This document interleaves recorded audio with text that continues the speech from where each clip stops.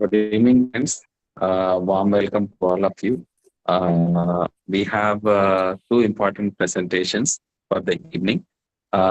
We have Dr. Priyat presenting on carcinoma of the penis, kindly contributed by Professor Rajiv Sahai sir and Ratna ma'am from Hindurao Hospital, New Delhi.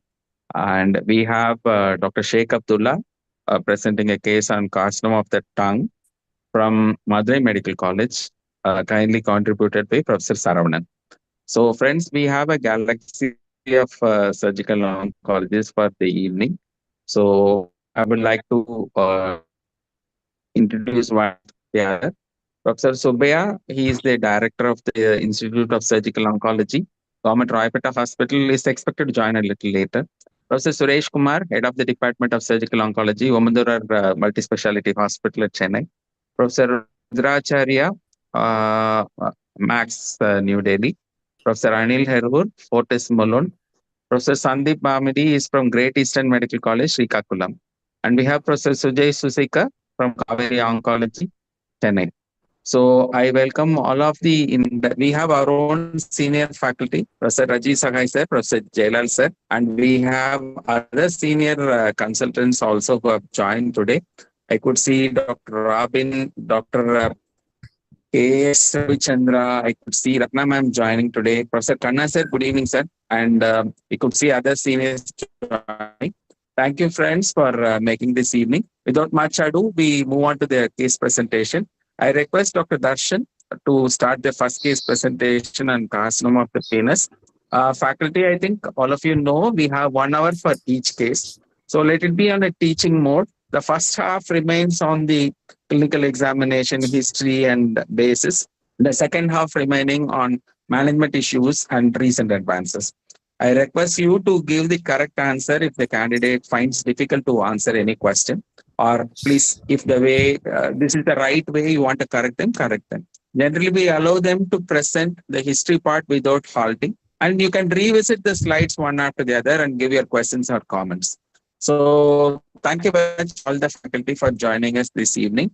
Dr. Darshan, best wishes to you. Please introduce yourself, your unit chief, your head of the department, and start your presentation. Good luck.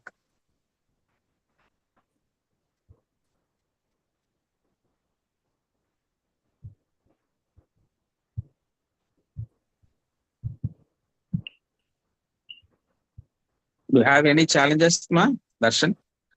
Uh, no, sir, no, sir. Can I start, sir? We are yet to see your PowerPoint, ma. 1 minute.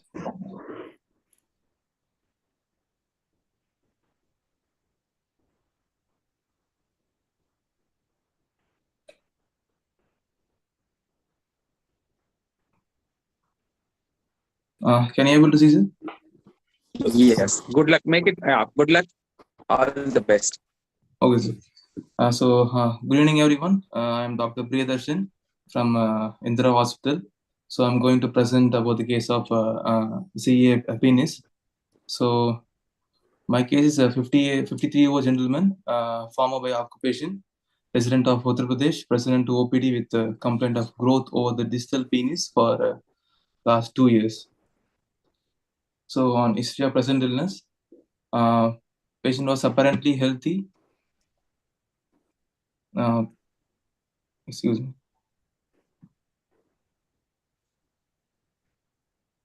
So patient was apparently healthy 2 years ago, after which he noticed growth at the level of corona beneath the preputial skin on dorsal aspect of the penis of approximately 1 into 1 centimeter, which is not associated with pain, itching, discoloration, or discharge, for which patient received some native treatment locally and growth reduced in size.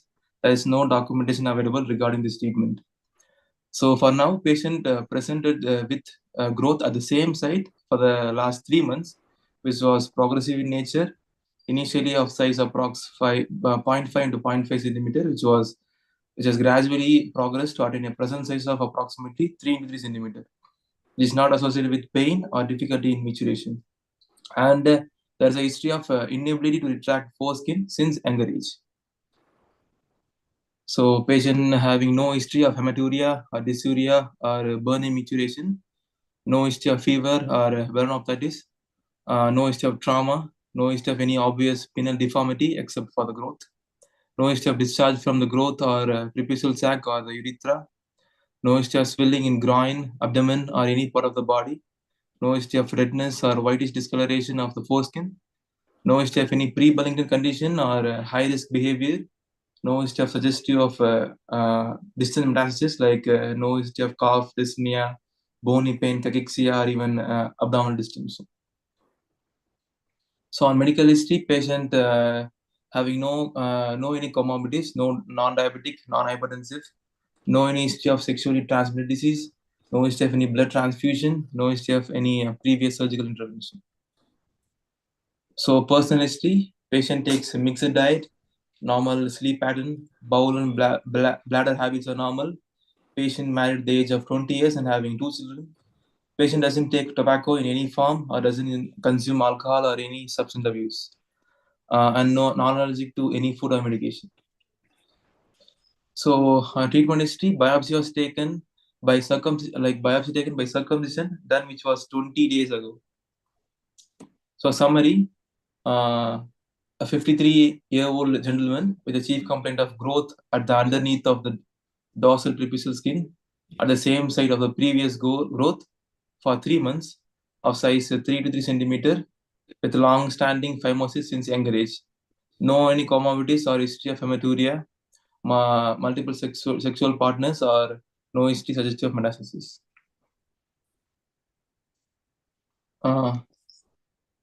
Can I continue with the examination, sir? No, I think so. Just go back to your first slide. We'll discuss your history. Okay. Professor Jayalal, sir.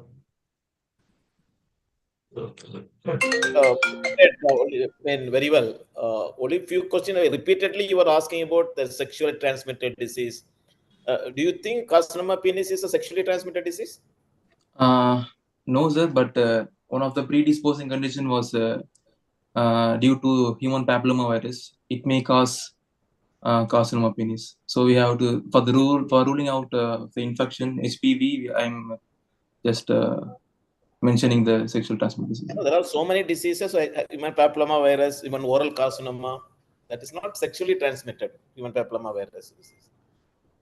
Okay. And yes, your approach looks as if you are asking based on that whether it is multiple sexual partners, and there's no evidence to say even the wife of the person with the carcinoma penis will have the increase. There is no evidence for that. Okay. So as it don't approach that in that way, it is a sexually transmitted disease. Okay. And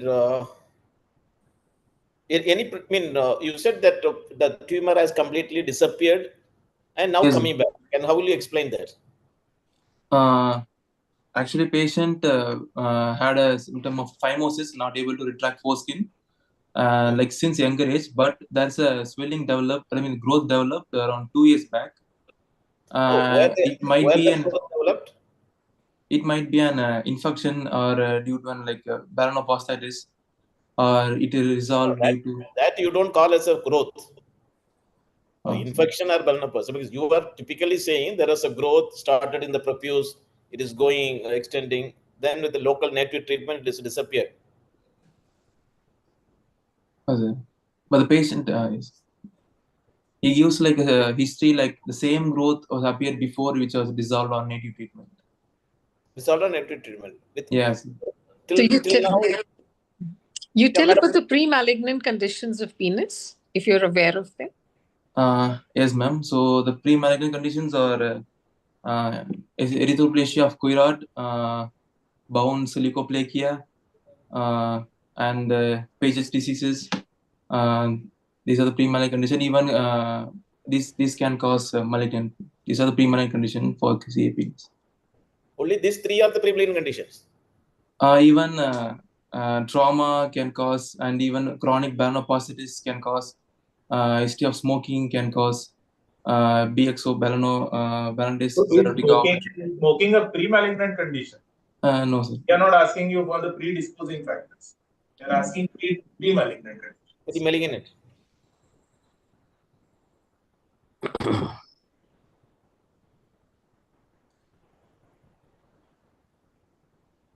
What is the difference between Bowen's disease and erythroplasia of Corret? There's an already patchy patch noted. If it is noted over the glands, it is considered as erythroplasia of Corret. If What it is is noted in, what do you mean by erythroplasia of Corret? there's a skinny, it's a ready patch present over I'm the not skin. asking the description of the disease. What do you understand by that? What kind of disease it is? What is Paget's disease? Paget is in here in Penile region. If it is considered as an adenocarcinoma involved in the Tyson gland, it is considered as a Paget disease. So all these, both Paget's, Bowen's, leukoplakia, all are cutaneous manifestation of the underlying malignancy. The manifestation is there. You have in the cutaneous region. You have. If it is confined to glands, it is erythroplasia of Corret. Bowen's common site is not septa of the penis. It can occur any part of the body, but commonly you can get in a. Sure. You call it as not Paget's disease because Paget's disease is confined to the breast. So you can extra mammary Paget's disease. You can have the modified any sweat glands, modified type of glands. You can come. Okay. You said smoking also, no? Also, no history of smoking. How is phimosis important? Why did you ask? You have talked about his phimosis 2 or 3 times in history. So in case of phimosis, the stigma secretion will be like present inside it. It can cause, it is not carcinogen, but if it is present for a long time, it can cause irritation. It leads to the carcinoma. So it's one of the predisposing factor which leads to carcinoma penis. It is one of the most important predisposing factors for carcinoma penis, which is phimosis. Phimosis.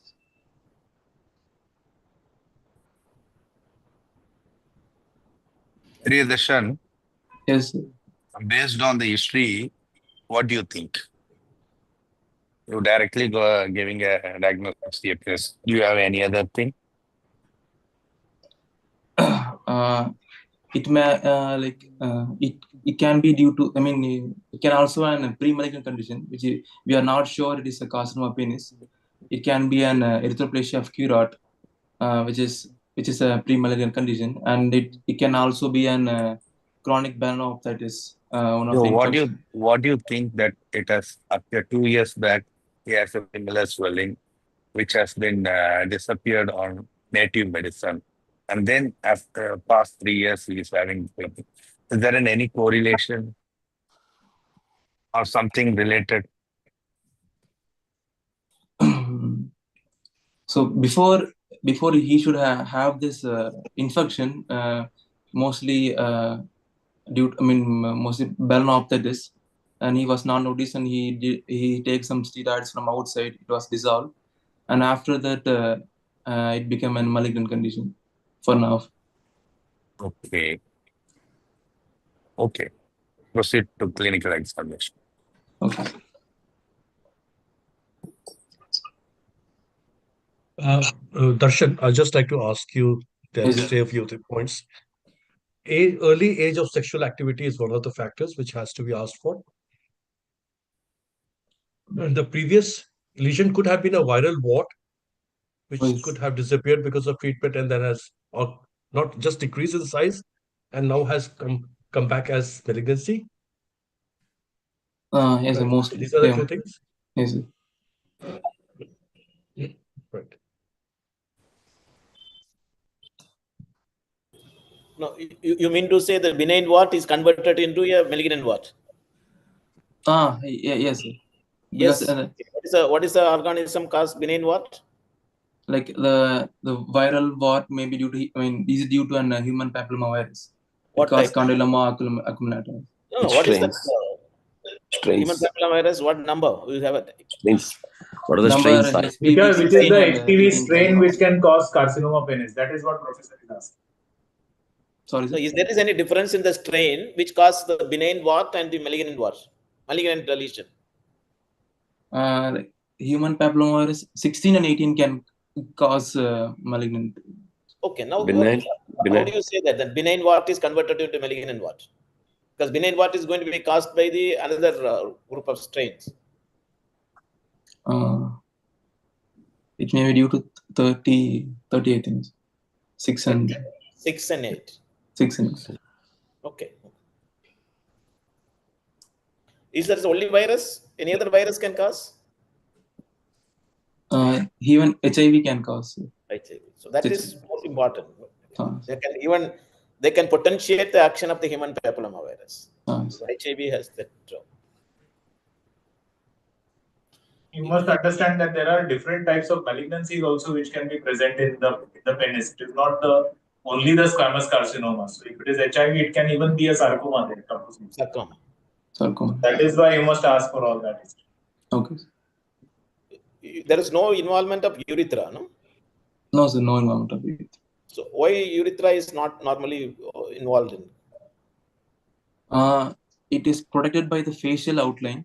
So mostly it takes time for the cancer to pass from the skin to the muscular layer, because it is protected by the fascia, like a Buck's fascia and this one. So mostly it is rare to involvement of the muscular layer and to reach the urethra. Go ahead with that. Okay. So now we are going to see about the general physical examination. So patient was examined in a well-lit room after taking a verbal consent for examination and taking proper photos for academic purpose and presentation. Patient was conscious, coherent, and oriented to time, place, and person. Patient was moderately built, well-nourished, and Konofsky performance scale was 90, well-hydrated, and patient's BMI was 20.5. So patient vital temperature was afebrile.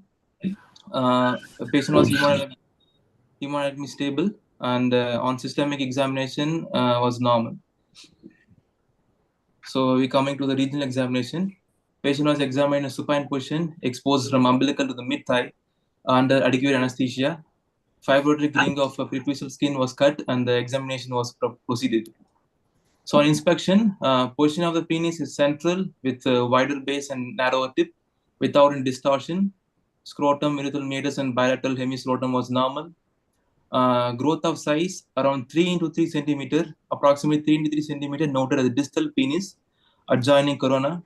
It is located 6 centimeter from the root of the penis proximally, and laterally 2 centimeter from midline on right and 1 centimeter from midline on left.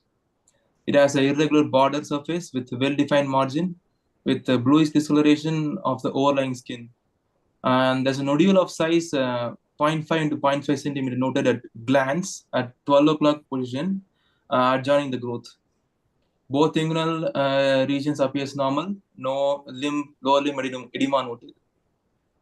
So on palpation, there's a growth of 3 into 3 centimeter noted, which is non-tender with firm consistency, with well-defined margin and irregular border surface.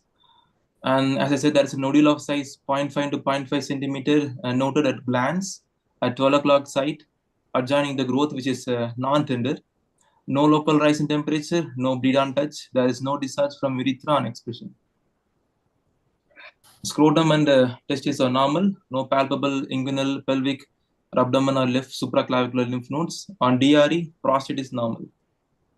So on summary, a 53-year-old gentleman with chief complaint of growth at underneath the dorsal preputial skin at the same site of previous growth for 3 months of size 3 into 3 centimeter with long-standing phimosis since younger age. On examination, there is some proliferative growth noted with firm consistency of size 3 into 3 centimeter, noted dorsal surface of prefuse with involvement of the shaft. It has irregular border surface and well-defined margin and no signs of active inflammation. Nodule of size 0.5 to 0.5 centimeter noted dorsal side of the glans noted. Circumcision done and biopsy was sent. Rest of the penis, scrotum, and testis was normal. There is no palpable inguinal or pelvic lymphadenopathy. So my provisional diagnosis is carcinoma penis without any nodal or distant metastasis. No, you are repeatedly saying. How do you know that there is no distant metastasis? Clinically, the patient doesn't have any complaints of cough dyspnea because mostly carcinoma penis metastasis to the lungs or liver or the pelvic bone. Patient having no compliance for the symptoms. So clinically, there is no signs of metastasis. It is always staged as MX, which means that you have not investigated for the same. Not investigated. You cannot say that he does not have distant metastasis. Okay, unless you profess to have X-ray vision. Do you? No, not touches. What evidence you are having to say that has occurred in the same site? Because you are repeatedly saying that there was a tumor. So now you are saying again on inspection and palpation, you are saying at the same site it has again occurred. And how do you confidently say that it is on the same site? As per the patient history, he said it was present at the same site before. Now it recur at the same site. So any scar, anything you have seen that? If it no, sir. No. Like So it develops from actually. When we are not very sure, don't put that point very emphatically. That is attacked at the same site, same site. The surrounding induration, how much is the induration is felt? You have examined. Sorry, sir. Induration. The induration is present all around anything or any margin of induration, or just is only the growth and surrounding there is some 0.5 centimeter nodule you have seen. Induration. Induration like, is apart from the growth, there is no induration noted, sir. The margin was like well defined. Apart from the margin, there is no induration noted, sir. On a dorsal slit, the growth was present behind the preputial skin. Okay.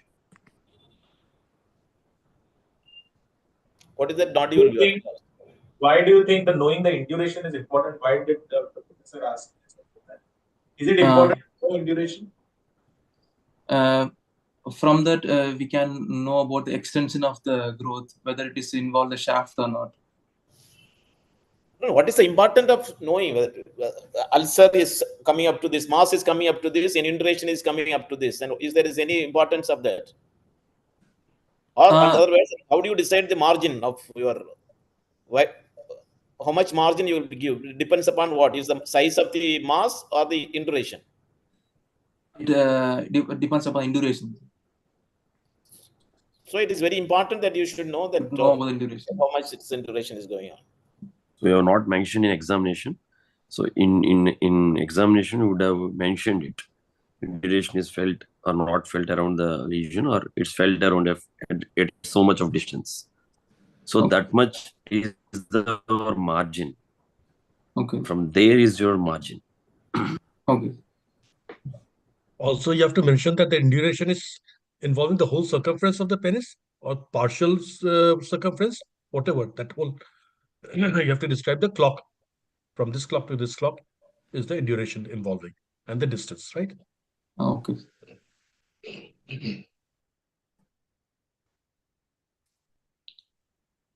Priyadarshan, what do you want to do next? So we have to do for the biopsy of the patient to make sure it is a malignancy or not. Since where will you take the biopsy? So since the growth is present in the preputial skin on dorsal slit, we can do the circumcision and do the excisional biopsy of the growth for the confirmation for penile carcinoma, and we have to look for the inguinal lymph nodes because it is mostly like metastasis. So you have done a dorsal slit. There is a growth which is proliferative, which is sitting there. Would you still want to do a circumcision? Why do you want to do a circumcision? Like we can do circumcision, or just we excise the. Will you do a circumcision if you are seeing a big growth sitting there? Is there any use of doing the circumcision? Yes, because the patient having phimosis, that to excise the growth, and also for this thing we can do the circumcision. So that is, you have done a dorsal slit. You have done a dorsal slit. Yes. Is this phimosis important now? Priyadarshan, okay, we will put a question answer. When will you do circumcision in a suspected CA penis? We will put in another way. If the penile growth only involved in the prepuce without any involvement of the glands, Okay, we where can go you for can the able to get the circumcision. margin adequately, then you can go. Otherwise, as everybody says, you need only biopsy. Circumcision is not necessary because anyway, we are going to plan a further management based on the okay. Okay, sir. So biopsy are done. Next, so biopsy are done, and what is the biopsy report? Shows infiltrating squamous cell carcinoma. Okay. What is What the are most the other common? types of pathologies, malignant pathologies that you would expect in penis? In squamous cell carcinoma. Types, other types. Sari is asking What are other other types. histological types of penile cancers? There Only squamous. And we have adenocarcinoma can happen in the penis because of the Tyson gland, and there also be a subtype of squamous cell carcinoma like basiloid or warty, or mixed type of basiloid or warty, which are the most poor prognosis, and warty type have a good prognosis, and sarcomoid type of the malignant tissue cancer. And Dr. Darshan, Yes, you sir. have in provisional diagnosis, you directly have kept carcinoma of penis. Better you would have told to examiners and professors a malignant lesion involving the penis, rather than you keeping you don't know the biopsy. So better you keep it as a malignant lesion involving the penis. So that there will be no, because you are not known in histological diagnosis, you can't tell carcinoma. Okay. As you only told, there are multiple types like basiloid, warty, sarcomatoid, carcinoma. I would like what to do just, you do next? Sorry, I would just like to say that because squamous cell carcinoma is almost 25%, he can say probably squamous cell carcinoma. Yes, sir. Agreed, sir. Yes, sir. That's why you are not set the T or TNM staging of that. You have said there's no nodal and no. Yes, sir. So in carcinoma penis, and actually we can't describe clinically the TNM staging because Why you can't describe clinically? Why? Because it involves the lymphovascular invasion. Clinically, we can't say the lymphovascular invasion. No, suppose you have a node. Will you say there is a lymphovascular invasion or not? If it is a palpable node is present. So in which cancers can you make out lymphovascular examination on clinically? You're saying in cancer penis, clinically you can't say TNM. Can you say it in cancer breast? Yes, sir. But in cancer breast also you can't make out lymphovascular invasion. So just to make it short, there is nothing like there is always a small c TNM. So that is clinical TNM. Clinical TNM. So in each and every malignancy, you are supposed to write clinical TNM. And that is why you have to put MX, because you have not evaluated the metastasis. Nodes clinically you can evaluate. So you have to put clinical evaluation of nodes. And clinically, what is the size of the tumor? What if the urethra is clinically infiltrated? That will tell you the TNM of the growth. Okay. So don't say that you can't make out in CFS. Okay. Right. So Dr. Darshan, yes, you can say it's T1 if it's only confined to the skin. If the skin is mobile, it's fixed underneath. You can say it's probably T2, that is invading the corpus.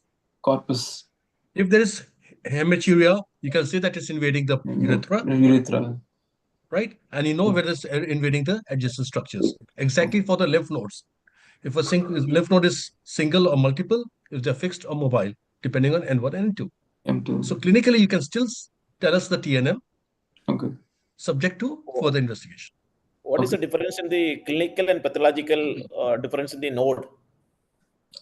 Node, like clinically, N1 denotes single unilateral lymph node. Pathologically, for the pathology N2, it involves the 2 or 3 lymph node involved. For the N2, there is a difference, because in a clinically, even if it's a one node is palpable, Even Okay. more than one node palpable, you need to go for the N2. It's Yes. only one node is clinic, but in a pathologically up to 2 node is N node. Yeah. More than And 2 nodes only it is coming to the N2. That is why it's very important when you are writing the stages C or P, what you are P. going to write. So it is clinically you can make it out. So for pathological N3, it involves extranodal Okay, that's involvement. Yes. So here in this case, there is no nodal involvement. Sir, no nodal involvement. Sir. So you have seen a case, such a large tumor, you got almost 3 centimeter tumor. Yes. What is the percentage of nodal involvement you are expecting? In case of TIS or T1, TA or This cannot T1. be TIS, no? Do you think this is TIS? No, sir. In case of TIS, it is 0%. In case of T1 or T2, there is a chance of 20% of inguinal lymph node involvement. If there is more than like a T3, there is a chance of 50 to 60% of involvement. So how will you proceed? Because you don't have a node, and is there any way that you will go ahead with that? So we can go for the sentinel lymph node biopsy for the non-palpable lymph node. Then we'll after via sentinel lymph node biopsy, we can make sure it is involved. Using? We make sure in sentinel lymph node biopsy, No. sir. Is it an ordinary sentinel lymph node biopsy you are going to do, or dynamic sentinel node biopsy? It's a combination of both. Technetium and Yes, sir. Yes, sir. usually it is dynamic very significant when you are using only a sentinel node, whether dye or only one map. We have to do sulfur colloidal dye. The day before surgery, we can inject around the tumor. So intraoperatively, we can see via gamma drogar to look for the radio so then we located the reactive lymph node and do the frozen section. If it is positive, we can go for the inguinal lymphadenectomy. If it is not, then we can leave it. So let me come back to the biopsy. Are you interested in knowing only the histology of the tumor? Are you interested in asking the pathologist if there is any HPV evidence of HPV infection? On histopathology, we should ask for the grading of the tumor, whether it is grade 1, 2, or 3, and we have to look and also we have to look for the lymphovascular invasion in the. So no, I'm just asking you a very specific question. Are you interested in knowing whether there is any HPV infection or not? Yes, sir. Because HPV yes or no? Yes. Does it make any difference to you? It's a costly investigation. Yes. Does it make any difference to the patient's management or prognosis knowing about HPV? No, sir. Because in HPV, if you show it is a malignant tissue, if it is a high grade malignancy, we have to go for the. Basically, if there is involvement of HPV, then the prognosis is generally poorer. That is why, from prognostication, HPV is now done. Okay. Oh, So how Priyadarshan, Yes, sir. you told that I will ask for a grading and LVSA. Why you want to ask? Because this patient. Because particular. Because high grade lesion leads to a poor prognosis and which prognosis. Is it going to influence your management? This high grade and LVSI, especially pertaining to this patient.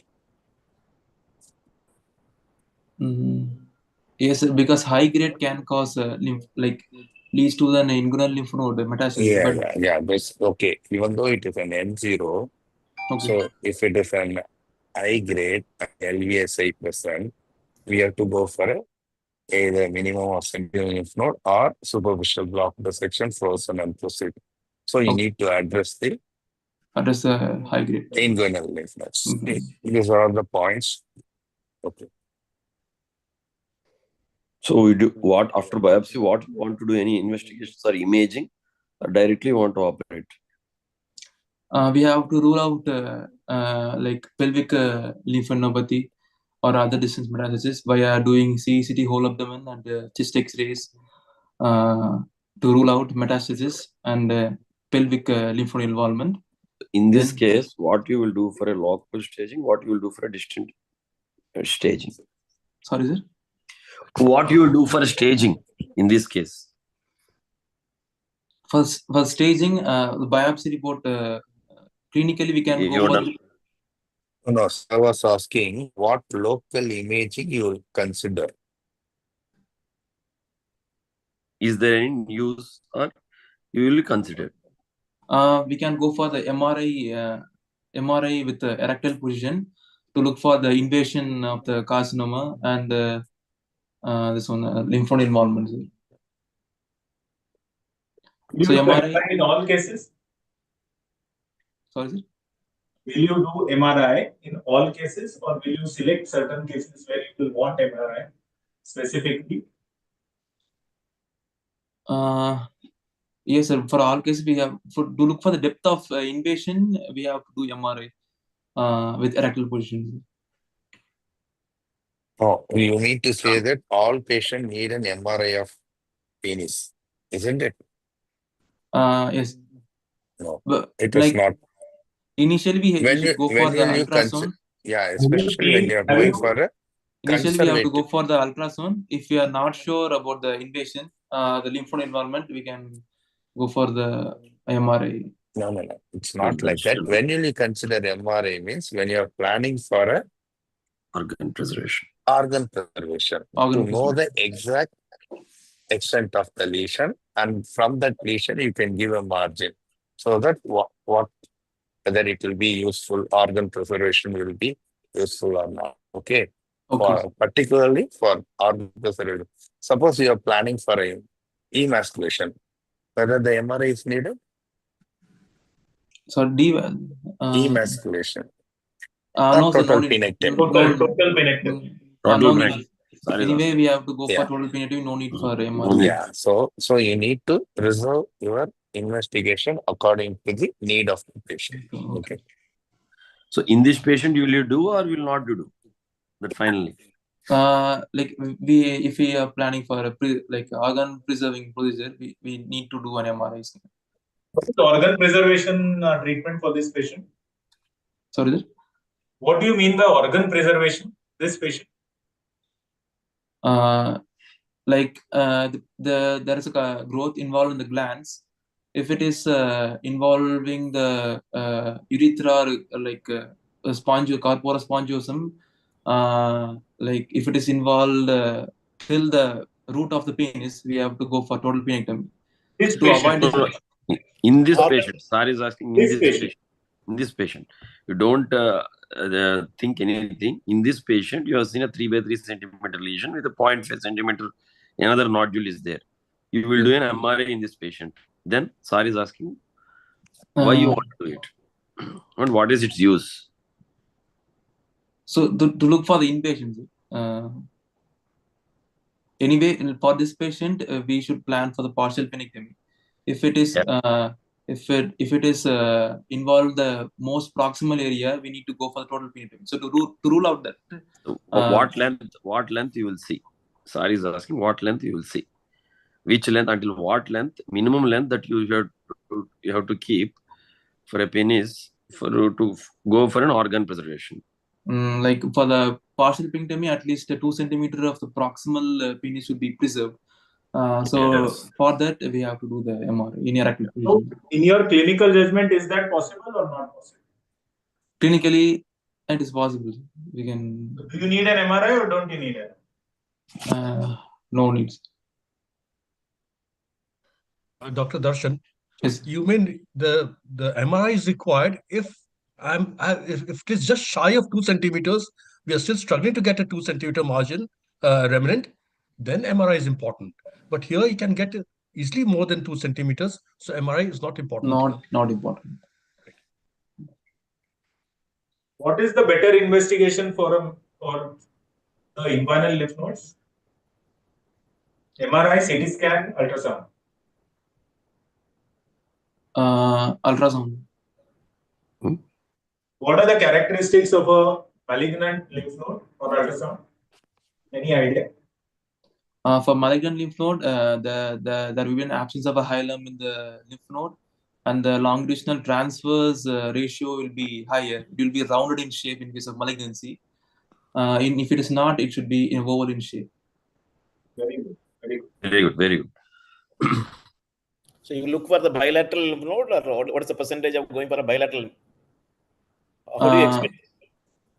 So in inguinal lymph node, there is a high chance of lymph crossover. So around 50% chance of bilateral lymph node will be there. So in this case, will you look for the pelvic node?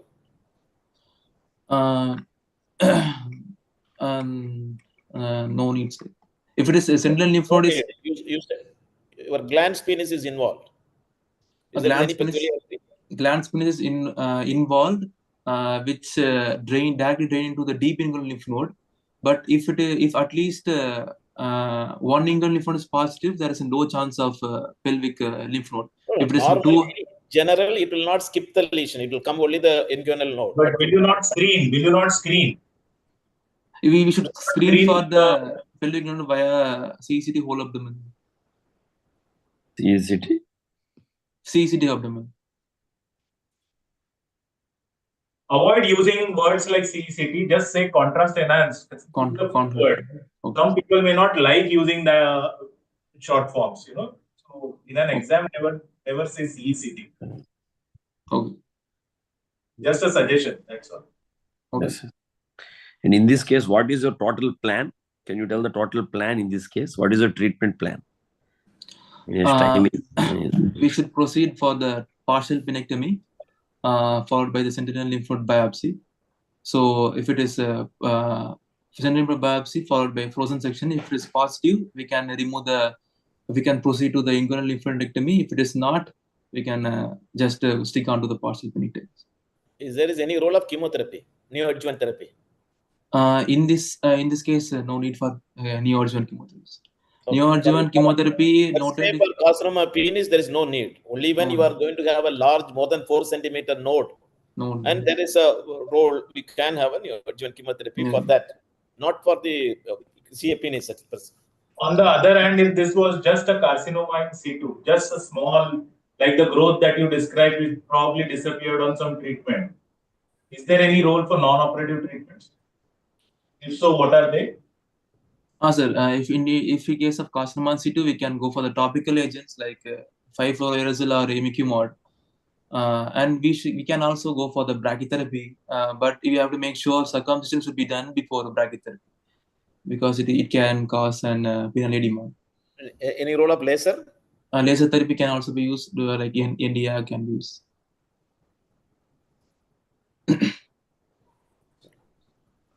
But so in a case, this is looking like you still feel it could be a possibility of in situ disease? No, sir, because there is an involvement of glands present here, so it cannot be. What is TA? TA is an verrucous non-invasive tumor. Verrucous non-invasive tumor. Non-invasive localized commercial carcinoma. There is no definition. This only. Can you, any other carcinoma you heard the term TA? Normally, in the breast and normal, you don't use that TA, no? No idea. TA, when you are coming for a bladder cell, transitional epithelial carcinoma, also there is the staging comes the TA, the localized. So these two are important. The carcinoma penis is very important, which is why we are talking about TA. It was the entire squamous cell carcinoma is included in the AJCC8. It is a localized squamous cell carcinoma, non-invasive. So what is the margin you will keep for this thing? What margin is negative margin? Recently, at least 5 millimeter margin can be kept for this patient. Before it was 2 centimeter, but recent procedures shows at least 5 centimeters enough for the negative margin can be done. So recently the SAR has clearly asked the grade of the tumor. Different upon the grade of the tumor also, the margins have changed recently. Okay. But as a postgraduate, you can tell 5 millimeter margin is enough. But 3 millimeter is also for a good grade tumor. Grade 1 tumor, you can keep for 3 millimeter margin also. Okay. Any role of radiotherapy? Radiotherapy, no, sir, no. If we are there is an involvement of pelvic lymph node or external extension, we can go for For chemoradiation. this tumor in the tip, it is less than 4 centimeter tumor, no? Yes, sir. There is no need for radiation. The patient is not willing for surgery. Can you offer that? Also, if the patient is not involved in the surgery, we can go for brachytherapy. But anyway, Suppose your histology comes as a verrucous carcinoma. Yes, sir, we can go for TA. For TA stage, verrucous carcinoma not subjected to radiotherapy because the possibility of recurrence or going for an aggressive anaplastic carcinoma with verrucous carcinoma is more with radiotherapy. Okay. But the rest of the tumors, you can either using a mold or you can use thing, and you can go for either a brachy or external beam radiotherapy. Okay. What are the various ways to carry out the inguinal block dissection? Broad categories, can you tell that how can you do it technically?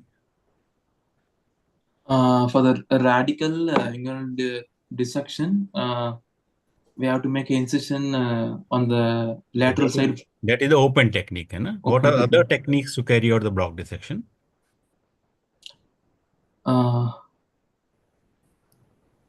If it is not open, and what is the other technique? Open laparoscopic. You can do laparoscopic. You can do the robotic also. Robotic also. Okay. What are the various complications which can occur with the lymph node dissection?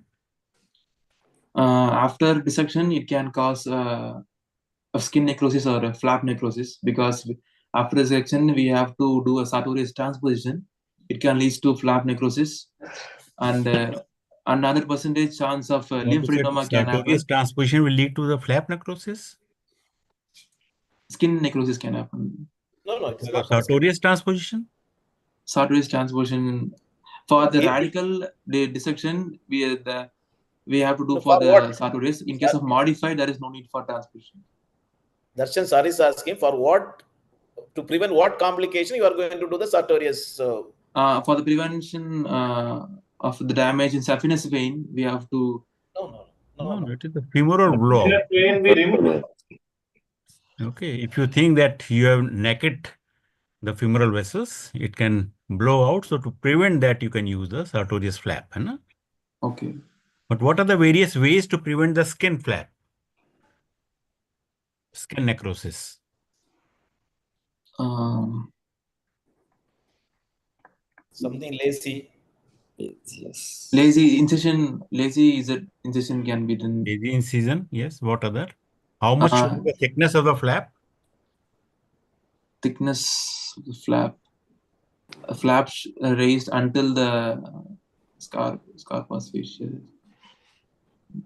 Thickness of the flap. So it should be neither very thin nor very thick. Right? It should be thin. Then you do not require to raise too much of the flap. Okay. So you can go for the elliptical incisions here.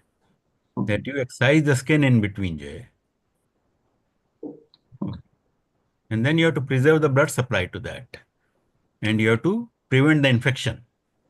Because the infection can itself lead to the skin marginal necrosis. Marginal. What about sparing the saphenous vein?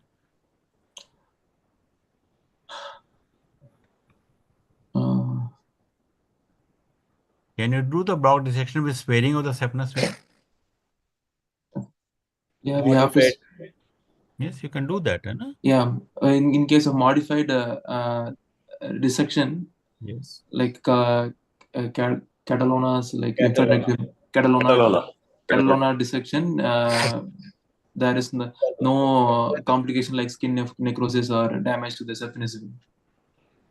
How will it difference from Daslei's quadrangle and modified Catalana up to what areas you go?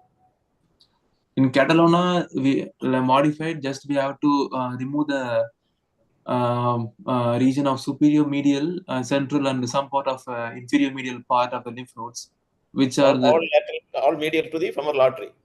All medial.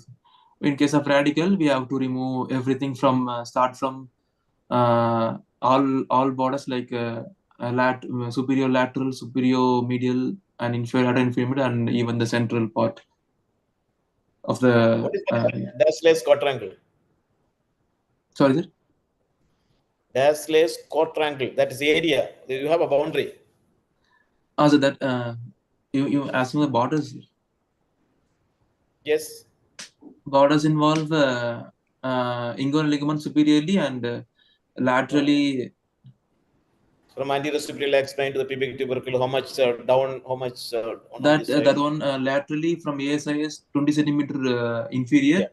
and pubic tubercle 15 centimeter in medially. So the connecting the lower border line, everything in between should be removed.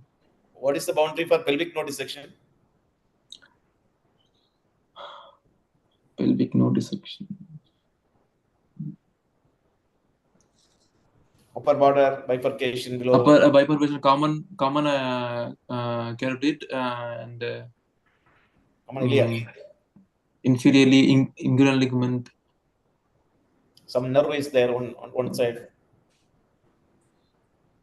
Genital branch, genital femoral nerve. Genital branch of bladder surface, medial surface of the bladder. Okay.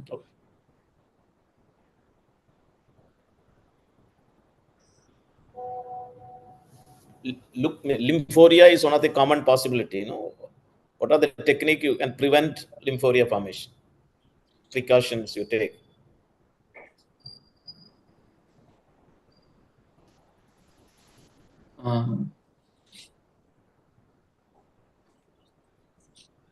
Yes, so you answered that questions in the beginning. Sir has asked you, other than open going for an endoscopy procedures.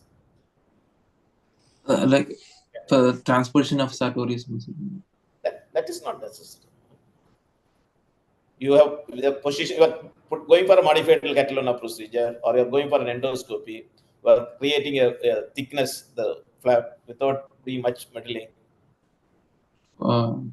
This process modified can prevent further infections, continuous antibiotic cover, not putting up tight dressings. So there are a lot of steps which is mentioned at preventing of the lymph. Okay. So post-operatively, will you give chemotherapy? In this condition, there is no need for chemotherapy for my case, because the indication for chemotherapy may be an involvement of pelvic lymph node or fixed inguinal lymph node, but there is no fixed inguinal lymph node noted in this patient. So post-operatively, no need for chemotherapy. Radiation? Sorry, Post-operative radiation? Did you? No, sir. No need for radiation. Indications? What do you think about adjuvant radiation? For chemoradiation, a fixed inguinal lymph node or an extranodal extension. In this condition, we have to go for the chemoradiation. Post-operatively, how do you keep a Foley's catheter for this patient, and for how long? For 7 days, minimum for 7 days, we have to keep the Foley's catheter. 18 French should be placed.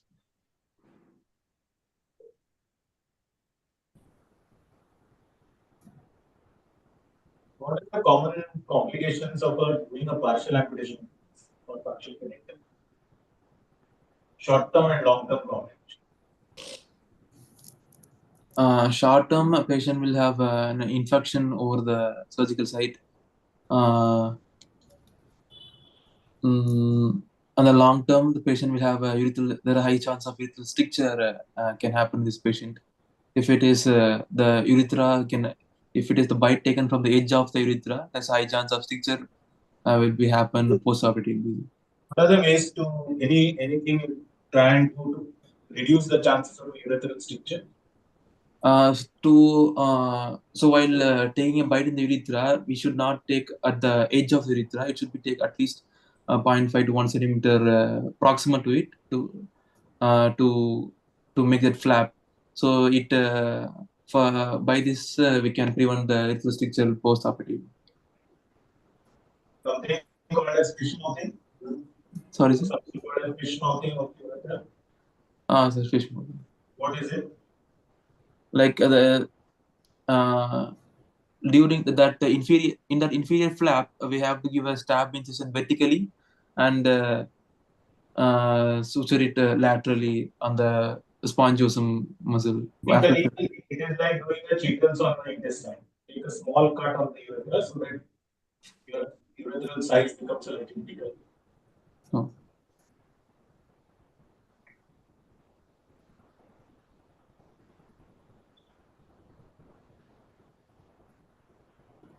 Lastly, what is the follow-up? How will you follow up this patient? For initially for the first like 1 year, the patient should follow up every 3 months, then followed by follow-up years for every 6 months, and after 3 years, early follow-up should be done. What investigation do you do? For the follow-up, we have to look for the any infection or the urethral stricture should be monitored. Any investigation you will do or just clinical exam? We have to look for the inguinal lymphadenopathy because post-operatively patient can develop inguinal lymphadenopathy even because of an infection, or maybe if he missed the lymph node intraoperatively. Will you do an investigation or will you just examine him clinically and declare that there is no impairment? We can ultrasound can be done, sir, post-operatively to look for this one lymph node involvement.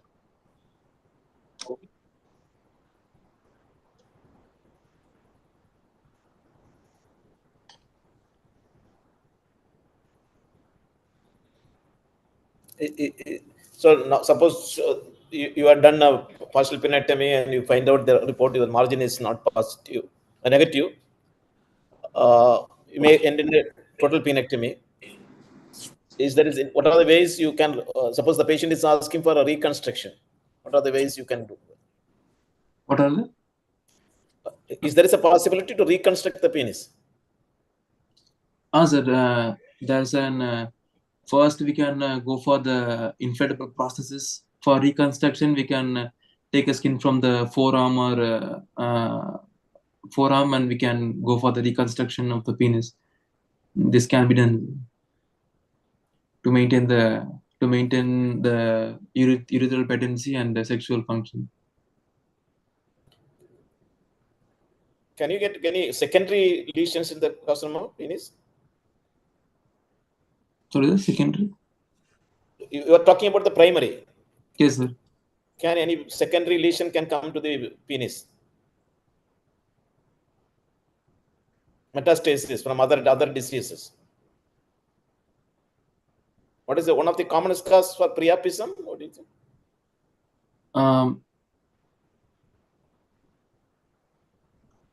Priapism commonest. Or any myeloproliferative disorders can bring the secondaries there. Even the nearby, they can come from the prostate nearby to that. So your examination, in fact, for any examination, we will be happy to examine the scrotum, spine, even a supraclavian. That should be the part of your presentation. But you are not touching there. You say that it is only confined to the penis. So in a clinical examination, it is better you examine all the parts, like what you are saying. Then, suppose you are in the CT, you are showing your paraiotic node is involved. Okay. So what will be the stage?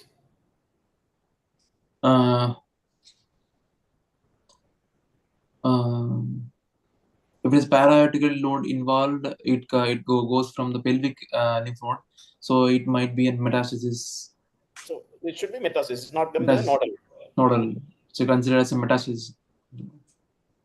Suppose you have a metastatic disease, is there any role of chemotherapy? Yes, sir. In case of metastasis, we should go for the chemotherapy. What chemotherapy? Neoadjuvant chemotherapy can be given with cisplatin. Only cisplatin. What is the regime normally used?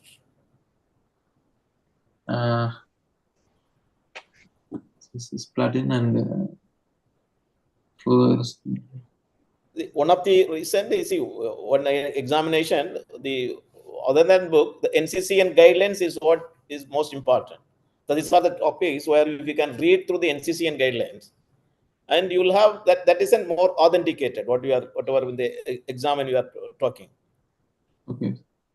So better all the postgraduates, at least for the major cases when we are presenting on a carcinoma, the updated the guidelines on NCCN will be the better option for better evidence for you to talk more. So you said in metastatic cancer penis, you will give neoadjuvant chemotherapy. You want to revisit that statement?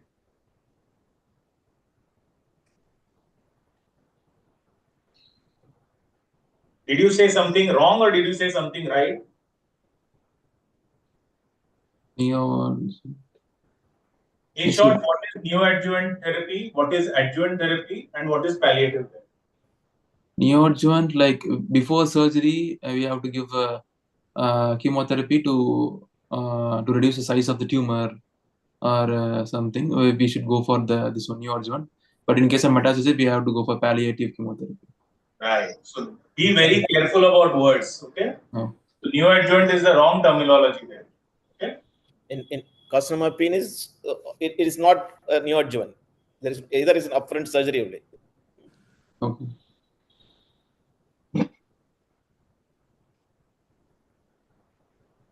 I think we have finished an hour here. Dr. Kanagwe? We've got another case. Yeah. We've got. Darshan, you have done well. Comprehensively, you have. Very good, Darshan. Quite. Very composed, not getting disturbed, and very calmly you are answering to that. And that is a good character, and it's easy to get through the exams. Very easy. That you should never get stuck at any point. Very good presentation. We have very senior faculties here, and do you have any questions on that? Doctor, yeah, no, sir. questions, doubts to be clarified. So could you assess Dr. Darshan? Thank tell you. him could you assess Dr. Darshan's presentation, sir? Dr. Nil.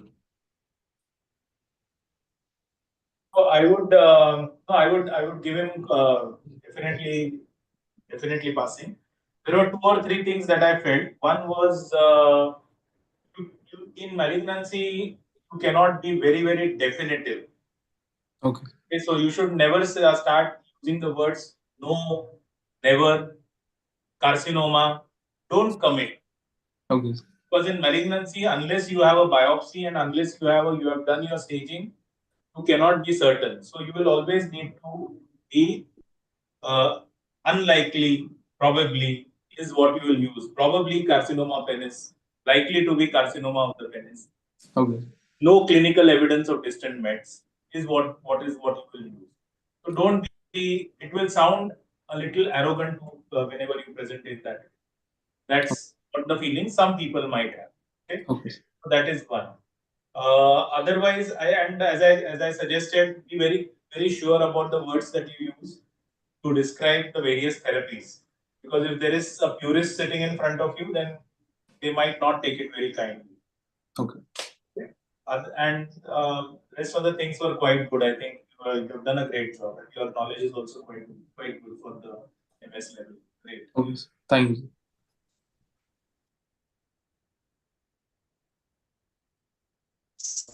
So, thank you, friends. Good luck, Darshan, and I hope you have made note of all the areas where you are a little weak. So work upon that and improve your readings on those issues. Dr. Sheikh Abdullah is kindly contributed by Professor Saranand sir from Madurai Medical College. Sheikh, please introduce yourself, your unit chief and head of the department, and start your presentation. Good luck to you. Good evening, sirs. Myself, Dr. Muhammad Sheikh Abdullah, final year postgraduate from Madurai Medical College. My unit chief and head of the department is Professor Dr. Saranand sir, and I'm here to present a case scenario on carcinoma tongue.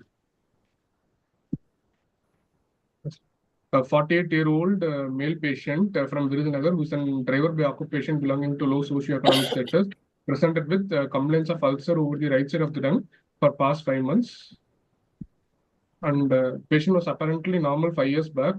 He initially developed an ulcer over a period of lung, which is insidious in onset, gradually progress to attain the present size, which is associated with pain over the ulcer for the past 2 months, dull aching, continuous type of pain, not radiating, referred to right here, aggravated by food intake while chewing. No, there is no specific relieving factors.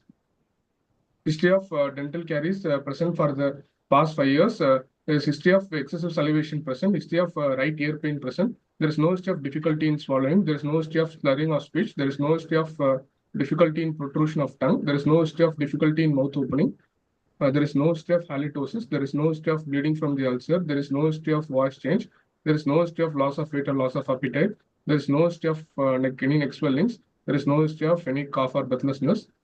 Past history. There is no history of similar complaints in the past. The patient is a known diabetic for past 2 years on oral hypoglycemic drugs. Patient is not a known case of hypertension, bronchial asthma, epilepsy, thyroid disorder, tuberculosis.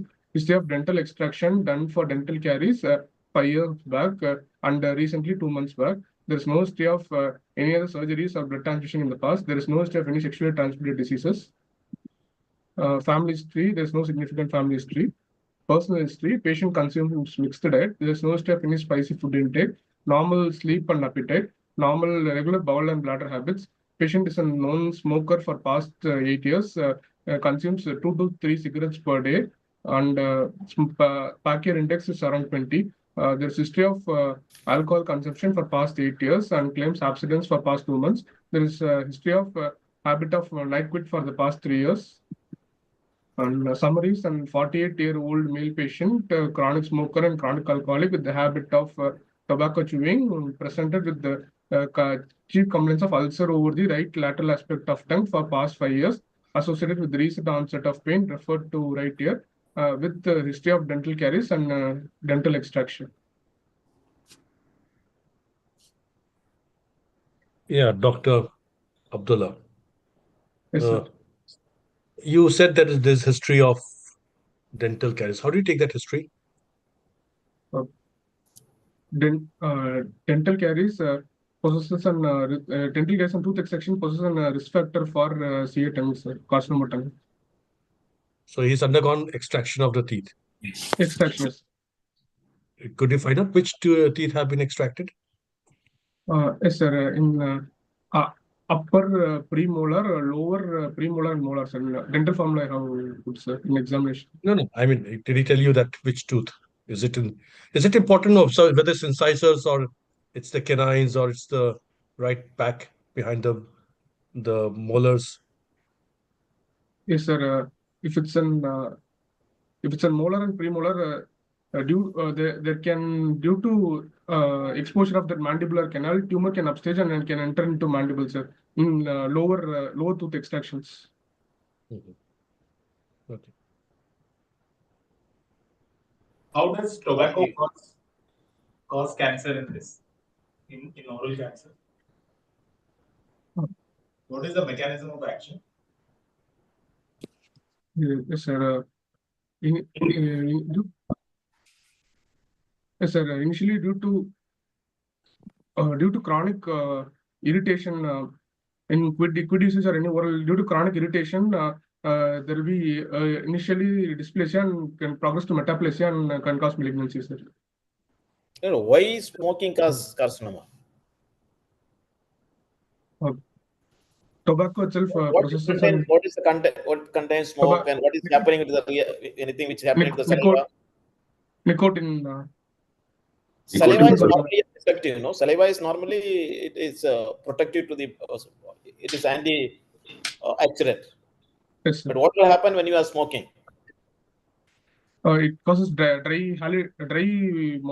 sir. Xerostomia. Have you heard of any mutation that occurs? No, sir. I'm not aware, sir. Okay, there's something called as P53. Yes, sir. Gets mutated, and then that is one of the direct reasons for tobacco-related cancers. One of the reasons. Any viral infection that can cause this? Human papilloma virus, sir. Again, which strains? Sir? Which strains? 16 and 18, sir. Is it any important to know whether it is a human papillomavirus involved or not? Yes, sir. Recently, immunotherapy can be given for specific. When you see the histology, can it tell you anything on that? Have you heard the term non-keratinized squamous cell carcinoma? No, sir. So the human papillomavirus Okay, can. So, Dr. Abdullah, about the Yes, sir. tooth again. When the Yes, sir. extraction was done, did the socket heal or did not heal normally? It did not. It did not heal normally, sir. There was an empty. So you have to specify that, Heal. right? Yes, sir. It is not healing normally, it is abnormal. Yes, sir. Right. Now, what like it does was the- asked, sorry. What does the pain in the right ear tell you? Yeah, that is what I want to It is an, sir, it's an referred pain, sir. Due to involvement of lingual nerve, the pain is referred to auriculotemporal nerve, which both are branches of mandibular branch of trigeminal nerve, sir. There's an so there's a referred pain to ear, sir. What is the definition of referred pain? What is the definition of referred pain? The pathology is in a completely different side, but the pain will be felt in an the pain will be referred to, and the pain will be present also in the pathological side. What is the basic of referred pain? Why do you get a referred pain? Due to embryologically the nerve develops some single same dermatome. From single, sorry sir, no, not dermatome. Some single. So the afferent and efferent nerves are different here, and yes. the same root value. So the afferent impulse is going through, it is processed, but the efferent is normally comes through the same nerve, but here it is going through the another branch of the nerve. Yes, sir. Does it give you a clue as regards the stage of the tumor? If a patient of a cancer tongue complains that he has pain in the ear, does it alert you regarding the stage of the tumor, or it is just a symptom to be noted? There is an perineural involvement. You can say there's a perineural involvement, sir. So that is always an extension, advanced. So it is locally advanced. Okay? Locally advanced tumor. But you had this ulcer for 5 years, no? Yes, sir. So what is happening within 5 years? The ulcer is Initially, it could have been a pre-malignant lesion, sir. Now it could have recently progressed into an malignancy. He has history of pain for the past 2 years, sir. Past 2 months, sir. His complaints of pain only for the past 2 months, sir.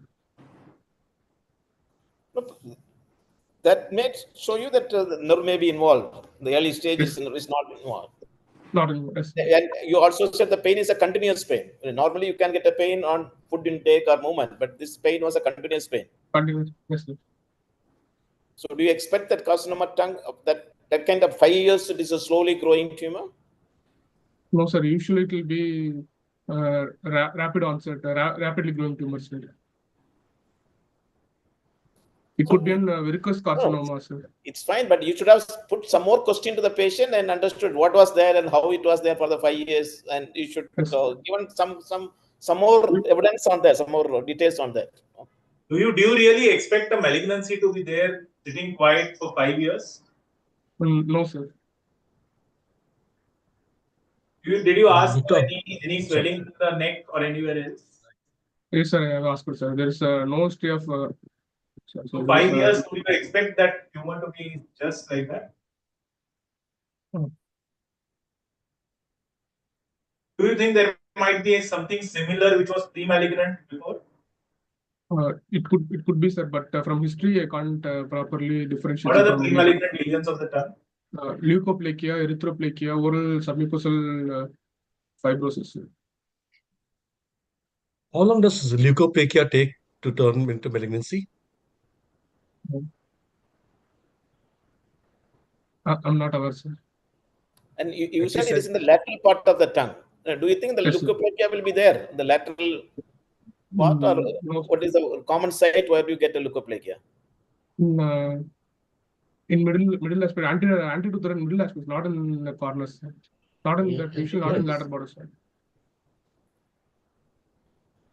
So only 1% of leukoplakia turns malignant, right?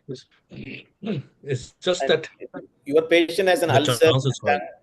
Your patient has a caries tooth. But you said there's no halitosis. What do you mean by halitosis? Any unpleasant odor from mouth, sir. It may be due to bacterial contamination, secondary to an ulcer in case of a malignancy, sir. What is fetal hepaticus? Fetal hepaticus, in case of liver failure, there is an unpleasant odor from mouth, sir. So how will you differentiate these two? You can't say unpleasant odor. So some odors can be unpleasant for you, maybe pleasant for somebody. Yes, sir. So how do you differentiate fetal hepaticus from halitosis?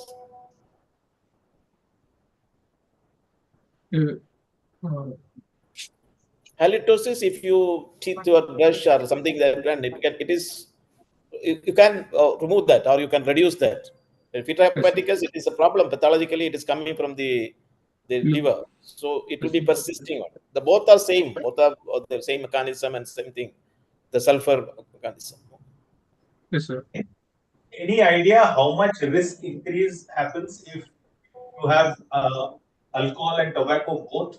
What is the increased risk as compared to only one? With only tobacco. What are the synergistic effects of tobacco and alcohol? Alcohol.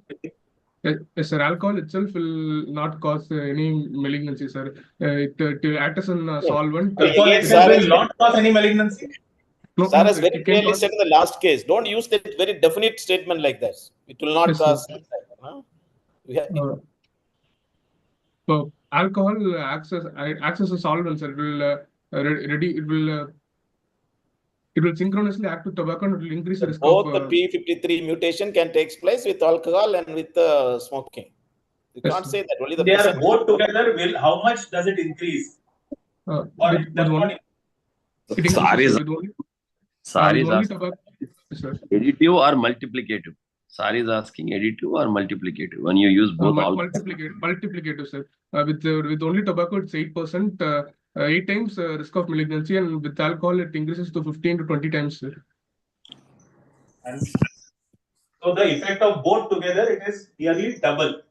Double, yes, sir.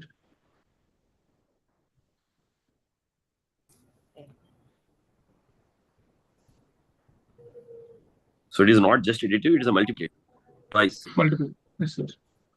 So and in the history you have put us no history of voice change. Do you think in the tongue carcinoma can produce a voice change or disarticulation? That's different. Voice is not produced from the tongue. Yes, sir. It is more like phonation. When we are talking, it's maybe dysarthria or some problem. Yes, sir. You asked any excessive salivation? You asked any history? Yes, sir. There's history of excessive salivation present. Salivation. Why there is excessive salivation? Due to irritation of in presence of ulcer, due to irritation of that nerve fibers. So when we see a good food, biryani, you get a lot of salivation. We don't call it as an excessive salivation. Yeah. Without any stimulus. Normally, when we have a saliva, we swallow it. We have a naturally. So when you say that is excessive salivation, there is something wrong with the patient that he is not able to swallow the saliva which has been created. That is why he is going to go on spitting outside. So excessive salivation denotes something more. It is either it is extended to the posterior 1/3 or some problem in the node, which is a problem with the dysphagia or swallowing. People come with handkerchief in the mouth to the OPD. It's a classical sign. It is both increased salivation and decreased swallowing. Both of them lead to the two factors for it. And you have put a difficulty in protrusion of the tongue. Which muscle is responsible for protrusion of the tongue?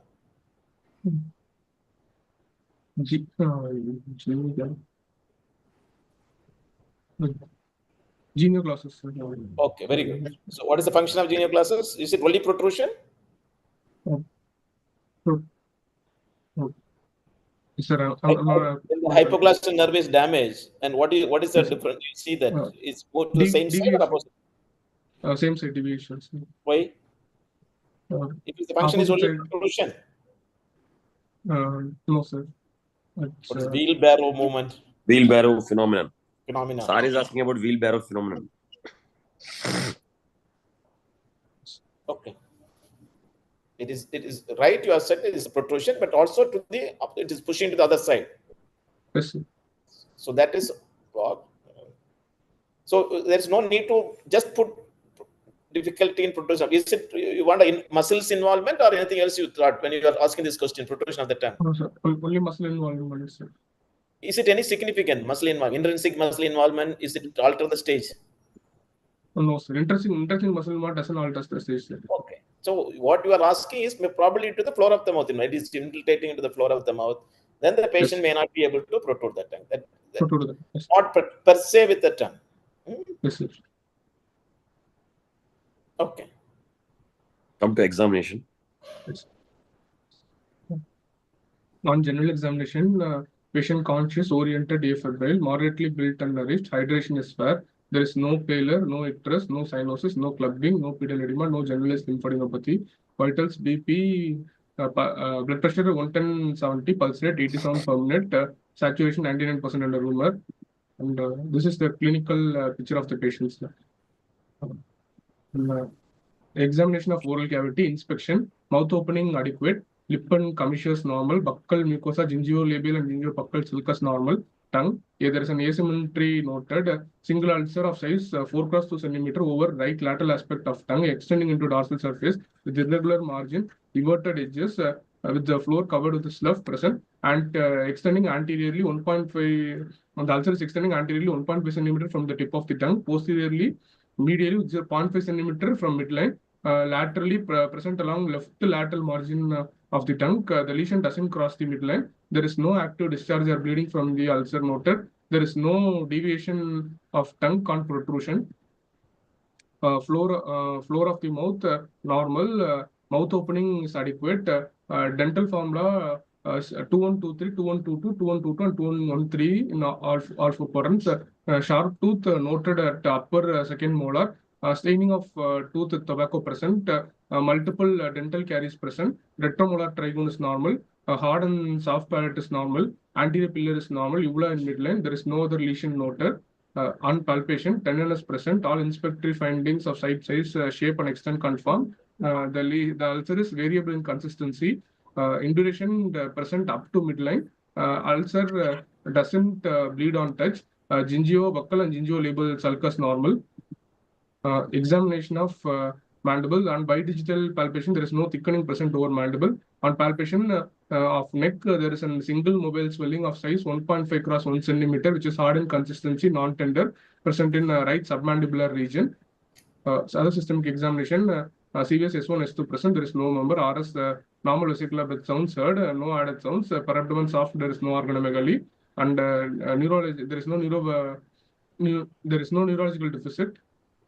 Summary: a 48-year-old male patient, a chronic smoker and alcoholic with history of tobacco usage, presented with chief complaints of ulcers over the right lateral aspect of tongue for the past 5 years, associated with recent onset of pain and history of dental caries and dental extraction. On examination, there is an indurated ulcer of size 4 × 2 cm over right lateral aspect and dorsum of tongue with everted edge and with right cervical lymphadenopathy. So my diagnosis is probably a case of carcinoma tongue, right lateral side, and with the nodal metastasis. And my TNM staging is T3 N1, and metastasis could not be assessed clinically. Probably stage 3, sir. Is it an ulcer or ulceroproliferative lesion? It's an ulceroproliferative lesion, sir.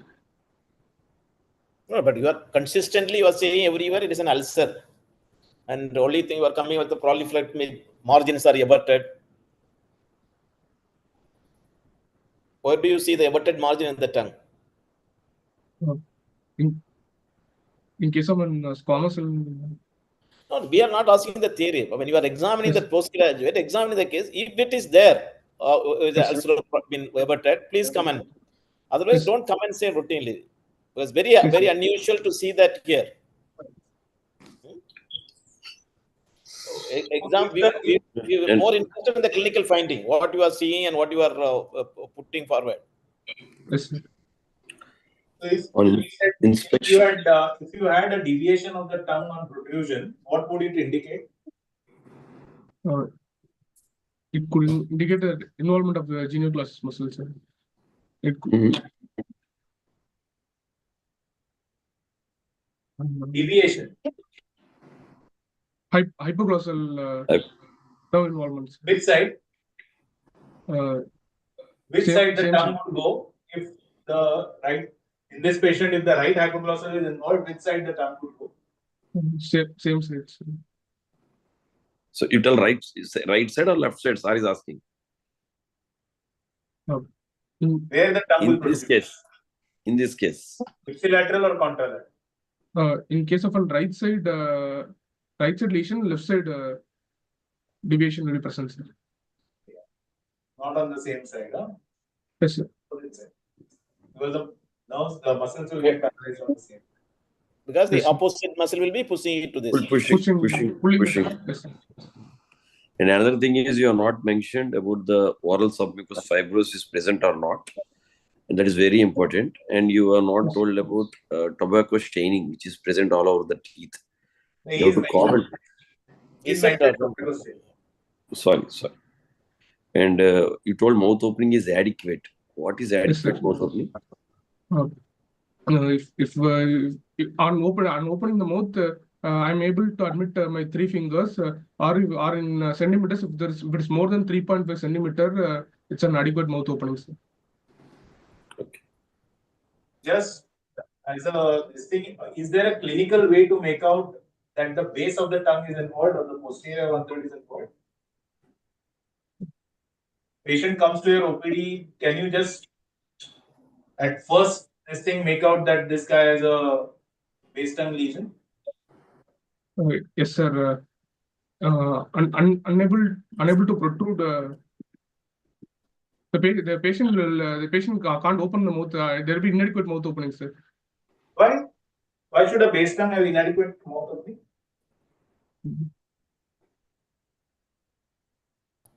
Just a carcinoma tongue, why it produces a difficulty in opening? Which muscle is responsible for opening of the mouth? Muscles of mastication, sir. Don't generalize. All the muscles lateral. Okay. Lateral pterygoid. What has that got to do with base tongue? It has no relation, no? Here, the carcinoma tongue and lateral pterygoid. So one clinical symptom or sign that will tell you that this is base tongue. Is there something to do with speech? Yes, sir.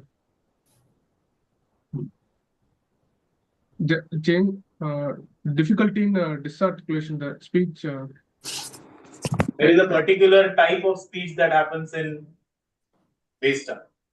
I'm not aware. It's called as hot potato speech. Hot potato voice. Having a hot potato in the mouth and speaking. So that will give you a clue that this is base tongue. Okay? Yes, sir. And also the patient who wants spitting, there is more possibility that it is maybe extended to the belly. Yes, sir. Have you palpated the base tongue in this patient? Yes, sir. There is no induration or involvement of base of tongue, sir. You must mention that. Is it important? Yes, sir. Why? It will change the plan. It will change the plan of the patient. It will have to proceed and total loss of tongue. Because you have said already the induration comes up to the midline. So the posterior extension of that has to be. Yes, sir. How will you proceed for this case? Will you want to know whether you can put your finger between the tongue and the jaw? Yes, sir. Is it important? Yes, sir. Involvement of mandible. To assess, sir. Lower mouth assessment. See, these are all things that will help you plan your surgery more than any investigation. Yes, sir. How many regions are there in the oral mucosa? Oral cavity have how many regions? Parts lip from lip till. So there are almost 8 regions, or some books even say 9. So all that, including gingival pulpus, sulcus, trigone, the cheek. So all the regions should be examined when you are talking about this case. Yes, sir. You said sharp tooth also, no? There is something. It's yes, sir. Sharp tooth was present. Any relationship to with this? It is an risk factor for carcinoma tongue, sir. Maybe that originally it was only an like benign ulcer, it is turning into malignant now. Yes. Yes. How will you proceed? You proceed for this further. Yes, sir. I will do investigations to confirm my diagnosis, sir. Since it's a carcinoma of tongue, I'll proceed with an MRI. The best the investigation of choice would be an MRI, sir. MRI from base of skull to neck, sir. Metastatic. How are you sure that this is carcinoma tongue? First, you have to confirm your diagnosis. Yes, sir. So how will you confirm your diagnosis? By pathological, by tissue biopsy, sir. I'll take an edge wedge biopsy. Edge biopsy. Don't jump the gun. Don't get excited by MRI. Yes. Go stepwise, no? Yes, sir. What biopsy you will do? Edge wedge biopsy from the ulcer, sir. What is the histology you are going to expect? It could probably be squamous cell carcinoma, sir. No, I'm not asking the diagnosis. I mean, what? Tell me the microscopic features. There will be irregular squamous cells. What are the salient features to say it is a squamous cell carcinoma? There are 3 subtypes, sir. Verrucous, sarcomatoid, or. No, Sari is asking the microscopic features of a squamous cell carcinoma. Defining feature. To say carcinoma, there is only one feature should be there. It's the breach of the basement membrane. Yes, otherwise, it's a carcinoma in situ. So, if yes, you need to say that each point and what is going to say, you have to say about the keratin pairs, the nest formation. And so, the more importance, we just go for the microscopic features. It is not just a pathologist job. The surgeon must know that how we are going to see that and what are the features.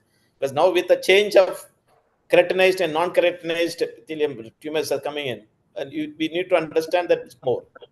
Yes.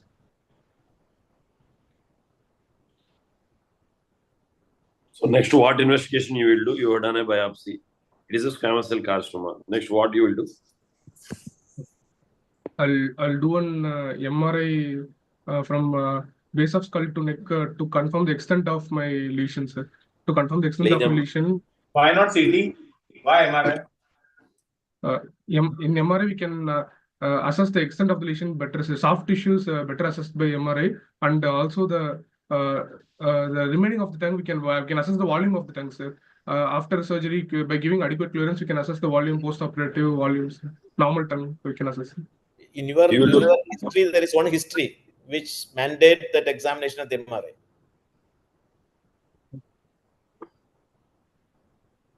You said referred ear pain, ear pain, sir. Yeah. You will do with contrast or without contrast? Without contrast, maybe, sir. To assess the node with contrast is better, sir. To assess the neck nodes with contrast would be better. You have to do with contrast. For nerve invasion, no? You will require contrast. No? Contrast. Contrast. So any MRI is there with you? Yes, sir. In MRI, it's an 4.1 cross 2.1 cross 1.5 centimeter measuring well-defined, poorly marginated infiltrative lesion involving right lateral aspect of anterior two-third of tongue. Tumor doesn't cross the midline. You agree with this statement that the tumor is not crossing midline? No, it is pushing the midline. It's crossing it. Yes, sir. But in our clinical examination also, the induration was present till midline, sir. But it was reported. And the lesion doesn't involve the base of the tongue. There is no bony erosion. And a few enlarged level 1B lymph nodes, the largest measuring 1.5 cross 1 centimeter was present, sir. Which is the lymph node of the tongue? Basic question. Level 1, 2, 3, sir. Submental, submandibular. One lymph node. This is an MBBS thing here. Come on. One lymph node. Supposed to be the lymph node. Single Submental. Single lymph node. Submental. Submental. Submandibular lymph nodes, level 1B. Which submandibular? It's not initially 1B. Jugulo-digastric node. Jugulo-digastric. Yes, sir. Okay, level 2A or level 2. Okay, that is the lymph node of the tongue. Okay. Clinically, what was the size of the node? It's it's around less than 2 centimeters. It's around 2 cross 1 centimeter, sir. So you have, while examining the lesion in the lateral aspect of the tongue, you find any normal mucosa between the bone and the gingivolingual sulcus and the tongue? You find any normal mucosa? Yes, the normal mucosa was present, sir. It is not crossing. It is not involving the base, sir. Not involving the gingivolingual sulcus. Yes, sir, not involving the gingivolingual sulcus. Any other investigation you would do now? Now you have an MRI of the neck. You have a biopsy. Anything else you want before yes, sir. Metastatic workup I have to do, sir. Chest X-ray, ultrasound, abdomen and pelvis. Will you note FNAC for this node? Yes, sir. I have to do an FNAC, sir. You will do FNAC from the node? Initially I will do an ultrasound next, sir. If it's not an preserved hilum, I can proceed. It's an positive. You will do an MRI and then you will do an ultrasound also. You seem to have very rich patients, yeah? No, you why you want to do an FNAC of the lymph node? Why you will want it change your management? If it's an benign, if it's not a malignant node, I can go with an jugulo-digastric node dissection, sir. Jugulo-digastric node dissection. First tell me what investigation for metastatic? Just an X-ray chest. Is that the standard thing, as Professor Jailar mentioned? You want to do? I mean, as per NCCN, would you just do an X-ray? PET-CT. What is field cancerization? I'm not aware, sir. In other regions, metastatic lesion or the synchronous lesion can come in that when you have a oral malignancy. Skip metastasis can be present in 15% of cases, sir. It can skip level 1 to 3 nodes and it can go to level 4 nodes. Skip metastasis. Field cancerization is not the same as skip metastasis. Field cancerization is a different concept altogether.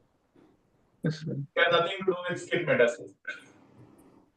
The two concepts are different, Dr. Mohammed. Completely different concepts. Field cancerization is regarding the mucosa of the oral cavity. Okay? Where you have multiple synchronous lesions which are present. Yes, sir. And skip metastasis is what you said. What I was asking was metastatic workup. Do you really require to do a PET-CT? What is the incidence of mets anywhere else? Or would you just want to do a contrast enhanced CT chest? The most common set of metastasis would be lungs, sir. So contrast enhanced CT might be sufficient. Yes. That should be your answer. That should be your answer. Okay. Anything else? And finally, doing an FNAC from the same side is not needed. Anyways, you will do an, if it is from the right, if it is you have seen a left side node, then you might need it. So clinically, this lesion is T3, right? Yes, sir. Would you skip the management of the neck? No, sir. There is a node. I have to. Even if you didn't have nodes, would you skip the management of the neck? No, sir. Oh, so why do you want to do anything? Yes. So tell me your plan. Tell your surgical plan. Surgical plan. Yes, sir. Will it be surgical? Do you want to do surgery or something else? Yes, sir. It will be surgical, sir. Okay, fine. Since the lesion is more than 4 cm, since the lesion is more than 1 centimeter, I have to go for an surgery, sir. It is a right hemiglossectomy with right MRND, sir. Right modified radical neck dissection, sir. Your lesion is induration is up to the midline. Still hemiglossectomy? No, sir. I have to give adequate margin, sir. So Is total. the hemiglossectomy includes the posterior one third of the time? No, sir. So it's a better terminology you can use then. Total wide local excision of the tumor. Partial glossectomy? Yes, sir. Partial glossectomy.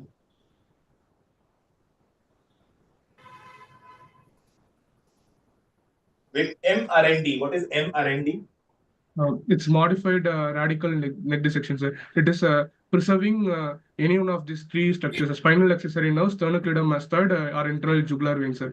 If you are preserving only spinal accessory nerve, it's an one type 1 MRND, sir. If you are preserving both spinal accessory and sternocleidomastoid, it would be type 2, sir. And if you are preserving all the three structures, it would be type 3 MRND, sir. This patient, if he was somebody who was a lawyer or a doctor or a teacher, yes, sir. do you want to counsel him for something else other than what your plan of action is? Yes, sir. Speech post-operatively, his speech would be affected, sir. There will be difficulty in there will be slurring of speech, difficulty in speech, sir. So you will only do resection and of the neck and primary. You don't want to do anything other than that. Can you? The patient says, "My life depends on my tongue." Can you Yes, sir. reconstruction something? Yes, sir. Using radial flap or any Very good. flap, we can do reconstructions. Very good. Very good. Very good. So Suppose that is radial flap. Okay, it's called as FRAP. Rough. Radial artery flap. Forearm flap. Forearm flap. Yes, sir. Yes, sir. Would you think of keeping a frozen section? In N0 cases, I can go for a frozen section, sir. I can take that level 1 and level 1 2 notes, and I can send for a frozen section. If it's positive, I can go for an MRND, sir. In this For case, the primary? Yes, sir. If I'm planning for a wide local excision, I can look for margins, sir. In primary, I can send the margin for frozen section, and then I will proceed for the neck dissection, and I can with once the report comes, I can redo my surgery, sir. If it's a margin positive. So in this kind of case where you have a margin which is pushing the midline, where you have clinical suspicion of perineural involvement, you should keep a frozen section because you will have surprises. Yes, sir. What is the margin you want to do? What is the adequate margin? It will be 1.5 centimeter in case of tongue, sir. 1 to 1.5 centimeter. Pathological negative margin is how much you will call? Pathological negative margin. 5 millimeter. 5 millimeter. 5 millimeters. See, 1.5 centimeters if you take in this Gross. case, you are going for a 2/3 glossectomy. Yes. Okay. And you read about these types of glossectomies also, Calabresi et al. That you read because you told you need to have the differences because you told right hemiglossectomy. In this case, you should not tell like that. You read all those Calabresi et al. Types. Suppose the patient is saying, I don't want any surgery. You have any option? No, so in this particular case, there is no other option, sir. If the lesion is less than, if it's a T1 or if it's a T1 lesion less than 2 centimeter, there is an a CO2 laser I can use, sir. For radiotherapy, I can use. In small lesions, I can go for radiotherapy, sir. Even in this lesion, you can go for concomitant CTRT. It's not that you can't do concomitant CTRT. Yes. And would you think of using neoadjuvant chemotherapy in this because the lesion is so big?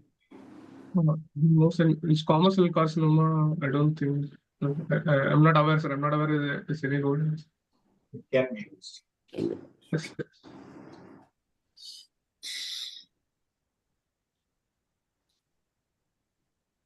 so post-operatively, when you will keep radiation, when you will give radiation?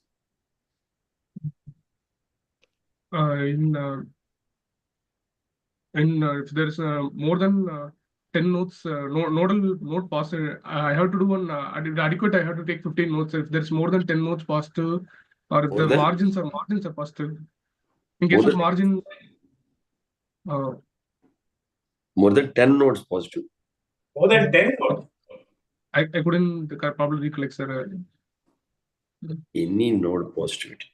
Any node. Any node positivity. And what is the depth of invasion that will be used for radiation? Which according to AGCC 8, which lesions you will radiate? Which post-operative T lesions? More than depth of invasion, more than 1 centimeter, sir. T3 and T4 lesions, sir.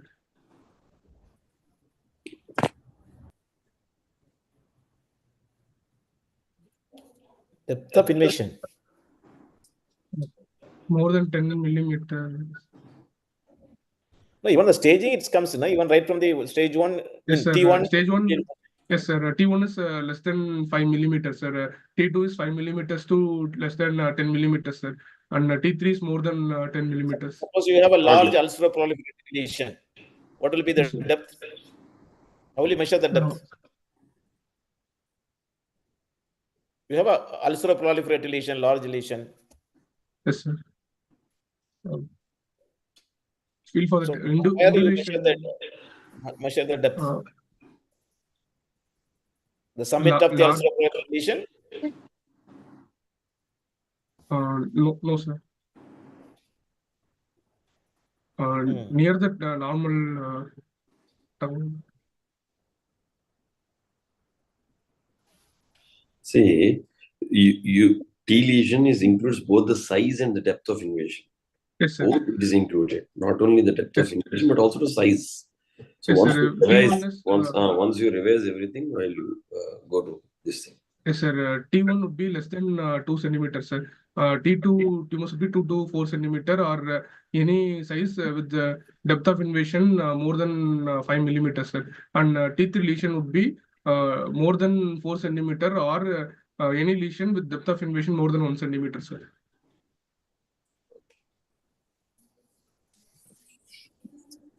Dr. Abdullah, yes. Two situations. You have operated this patient, you have gone home. At 2 o'clock, you are going to get a call from the resident that, sir, I am seeing a bit of clots in the mouth.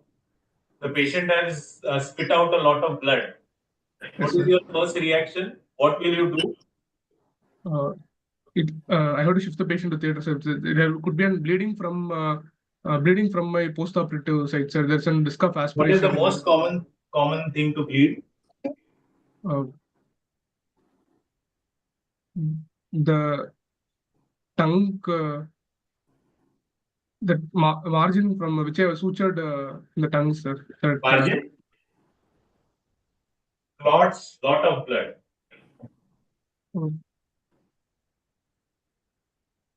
Bright red blood. Sorry, sir. It is bright red blood that the patient is spitting out. What are the types of hemorrhages you know? Primary hemorrhage, reactionary hemorrhage, and secondary hemorrhage. So which type of hemorrhage it is? It's an If it's less than 6 hours, it is a reaction hemorrhage, sir. It is within 24 hours, sir. Yeah. So Sari is asking which artery that It is the vessel probably it's bleeding. probably that will bleed for the reaction hemorrhages. What is the blood supply to the tongue? Blood supply to the tongue. What is the blood supply to the tongue? You can't get a bigger clue than Sorry, sir. Blood supply to the tongue is. Lingual artery, sir. You said about the lingual nerve. Now tell me what is your reaction? You said shift to the theater. Next what? Your anesthetist says I can't see anything. There's blood. What will you do? I'll suction the blood and I will try to ligate that. Without anesthesia. What is the brain? What is the brain? First thing that you do. Mouth is full of blood. Anesthetist says I can't see anything, boss. I can't intubate. Packing, oral packing. Oh. This is very common. That's why Sari is asking. You will need anesthesia to ligate the lingual, no, boss? Anesthetist says I can't intubate, I can't see anything. Some junior anesthetist is on call. In case of emergency, I have to. I'm not aware. In trauma, what you do? I'll ligate Patient has come with fracture mandible, bleeding. What do you do? I'll ligate the vessel, sir. If it's in bleed, I will ligate. Fracture mandible? Ligate which vessel? In trauma, what you do if there is a lot of bleeding in the mouth? No intubation is not possible. Do you need to secure the airway or not? Yes, sir. Naso. Through nose, nasal. You're not thinking of a tracheostomy? Yes, sir. I could do an tracheostomy, sir, if because that could be a life saving, because the kind of hemorrhage that happens is to be seen. Okay, so that is the first thing. First, secure the airway. There are two problems. One, you can't intubate. Secondly, the patient is going to aspirate that blood. Aspirate, yes, sir. Okay.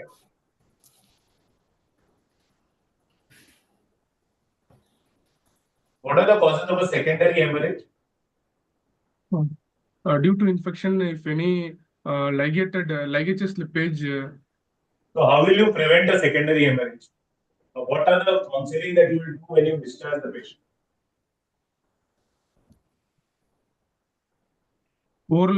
Ask the patient to maintain that oral hygiene, regular goggling of mouth.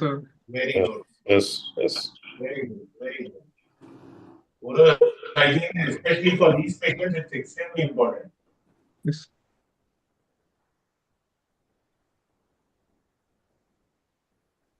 Second scenario is your president calls you and says that the drain is filling up with blood. Yes, sir. Now what will you do? I have to remove the sutures, sir. Initially, I had to remove the sutures, sir, to prevent any hematoma to the neck. To avoid any hematoma to the neck, I have to immediately remove the sutures, and then I have to shift the patient to theatre, and I have to ligate that vessel, sir, from which the bleeding is occurring. So when the lingual artery is bleeding in the oral cavity, what will you do? One, now you have secured the airway, somehow you have intubated. Now what? Next what? If I couldn't specifically catch the lingual artery, I had to go for an external carotid. I had to go for the external carotid artery. The neck and I get the lingual, because the lingual retracts. Okay. Yes, sir. Okay. If you are not treating this, and what will how the disease will progress? Within 2 hours, patient can go for asphyxiation, sir. Due to that hematoma in the neck, patient can go for asphyxiation, sir. And patient go for anesthesia. Only asphyxiation is a cause for death? No, sir. Hypovolemic shock also, sir, due to loss of blood. So bleeding, profuse bleeding from the lingual artery can extend that. There are many. So suppose will you give post-operatively, how you are going to manage? Will you give radiotherapy? Sorry, sir.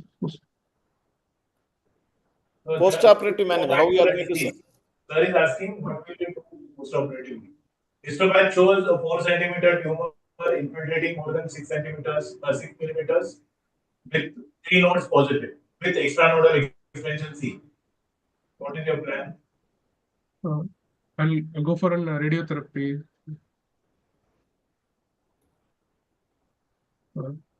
I'll go for an radiotherapy. Sir. Only radiotherapy? Also adjuvant chemotherapy, and if it's an HPV positive patient, I can also go for an immunotherapy, sir. It's an HPV related tumor.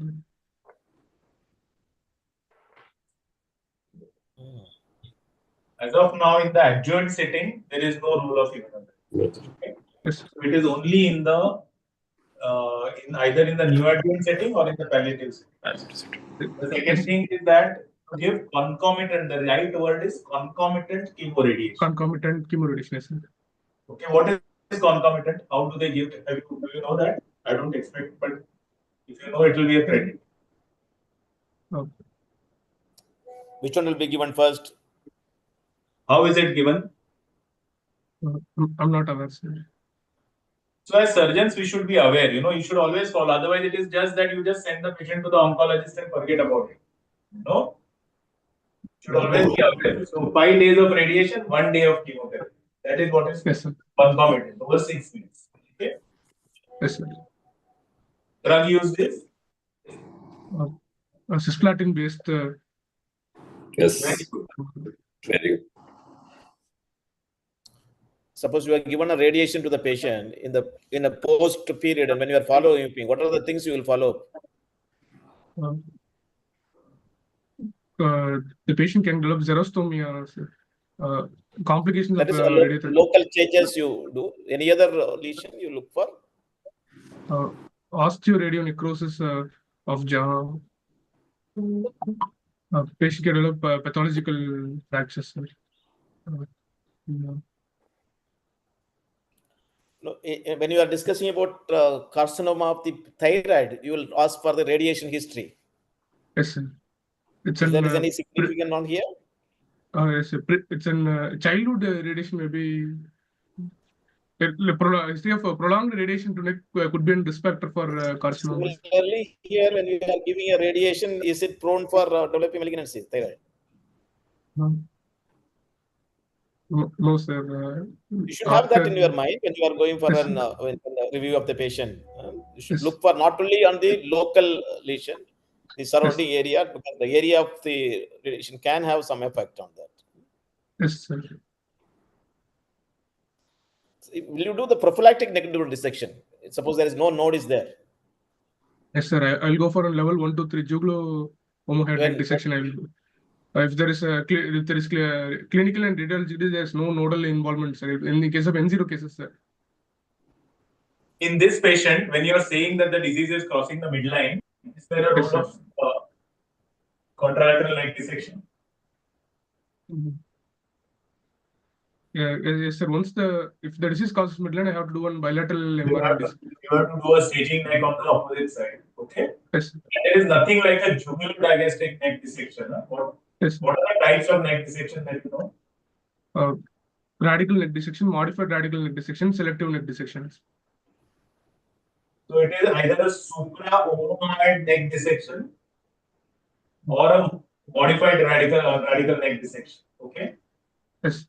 There are multiple types, but there is nothing like just a tubular digastric neck dissection. Yes.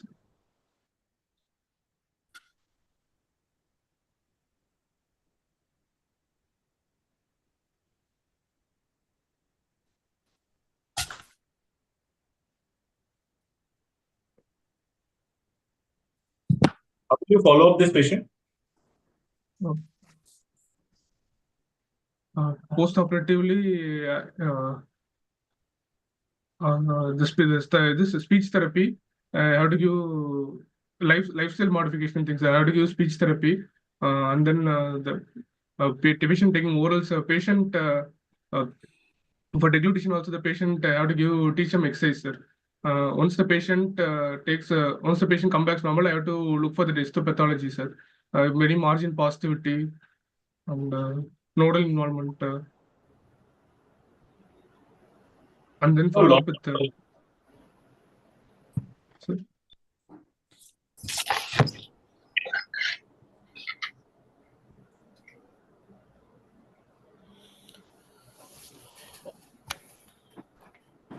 So any oral cavity cancer surgery, you need to have a resection, reconstruction, and rehabilitation. Resection, reconstruction, and rehabilitation. So that you need to tell. And SAR is asked about follow-up. Means after anyways this patient needs radiotherapy as it is a T3 lesion. So after that, how will you follow up the patient? For the first 1 year, how will you follow up? If you tell that, we can close the session. Yes, sir. Initially for first 6 months, every month I have to follow up the patients. Every month? No. Every 3 monthly for the first 2 years. Yes. You do a clinical examination. In case if you need anything, you can do an investigation. Yes.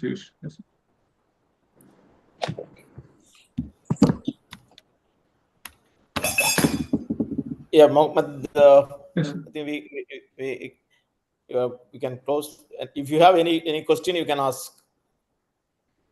Sir, in N2C cases, can we do upfront bilateral MRND, sir, or we have to give adjuvant radio and then we have to do one bilateral MRND, sir?